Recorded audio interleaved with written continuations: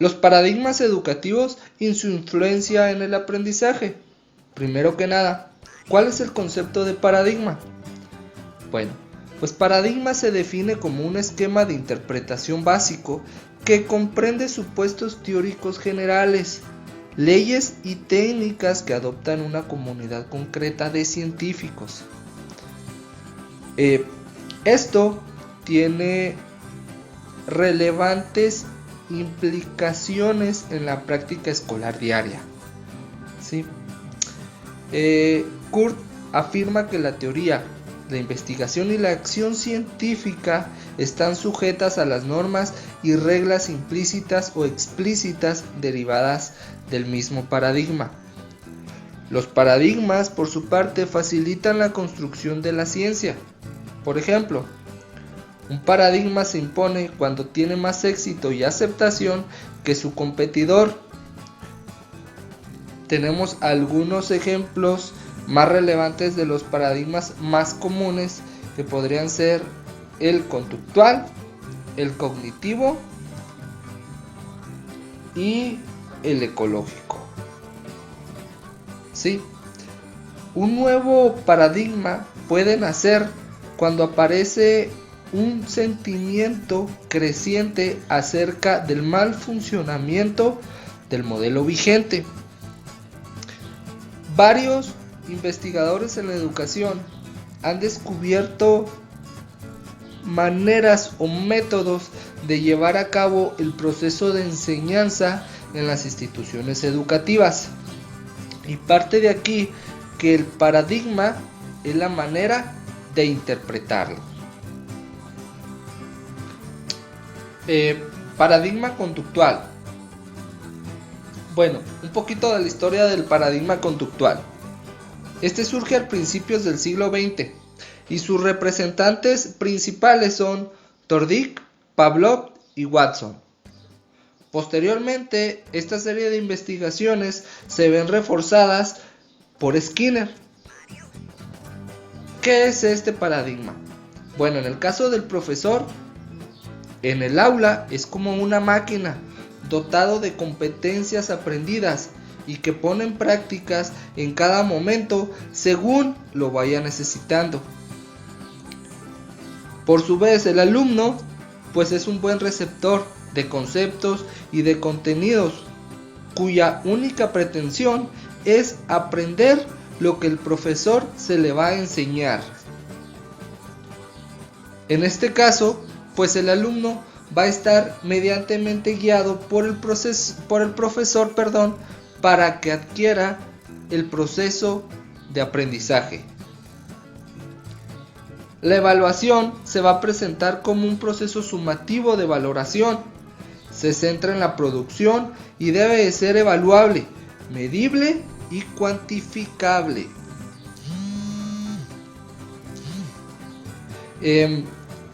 El determinado momento, el profesor, puede ser sustituido por la máquina.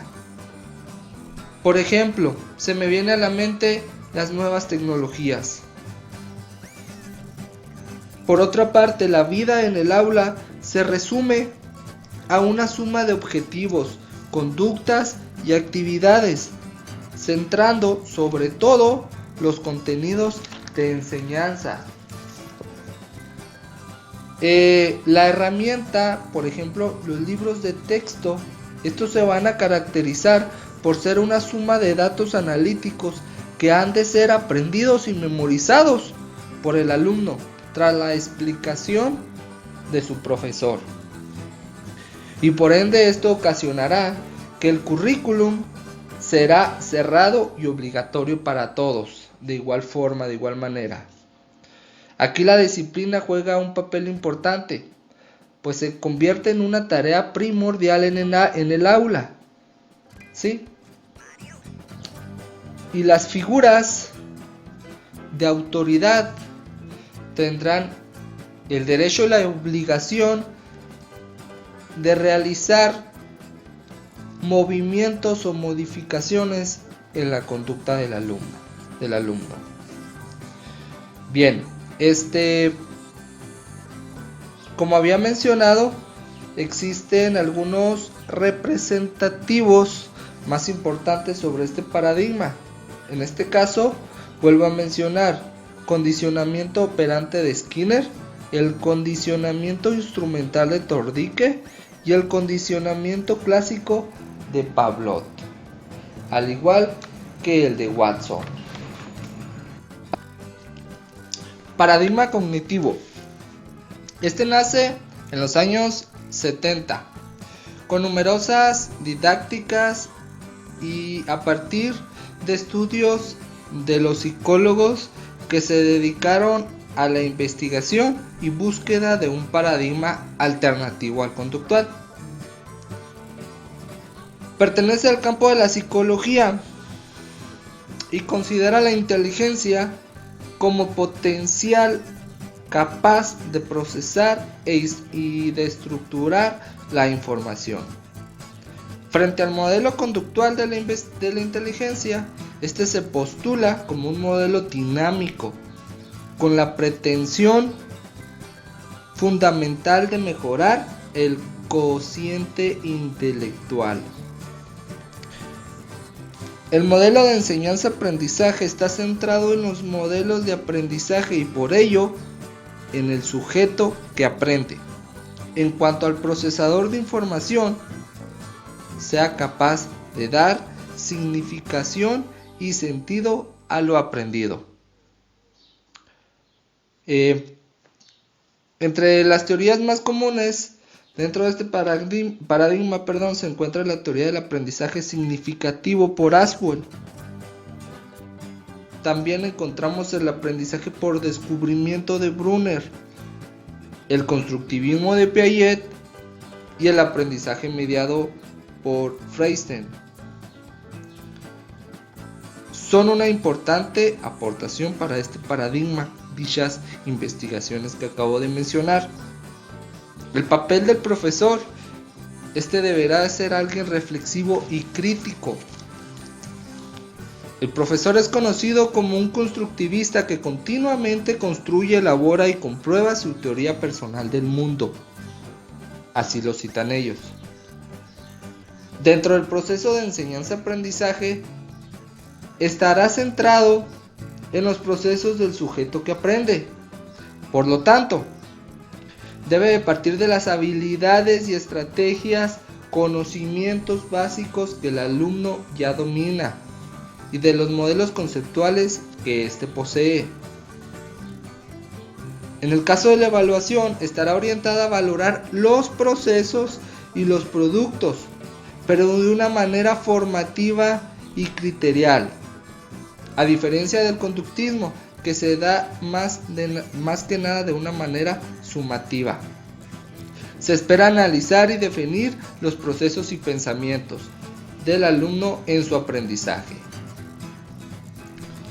La conducta en el aula y en la vida es una consecuencia de la cognición. Desarrollar procesos de pensar, facilitar la adquisición de conceptos, hechos y principios, procedimientos o técnicas para crear así actitudes y valores que orienten y dirijan la conducta del aprendiz. Paradigma ecológico. Lauriet define este paradigma ecológico como aquel que describe, partiendo del estudio etnográfico, las demandas del entorno y las respuestas de los agentes de igual forma, sobre todo los múltiples de la adaptación. Es decir, este paradigma va a estudiar las situaciones de clase y de los modos como responden a ella los individuos, tratando de interpretar las relaciones entre el comportamiento y el entorno. Hace frente al análisis individual, se prima del estudio del escenario, de la conducta escolar y sobre todo de la interacción social.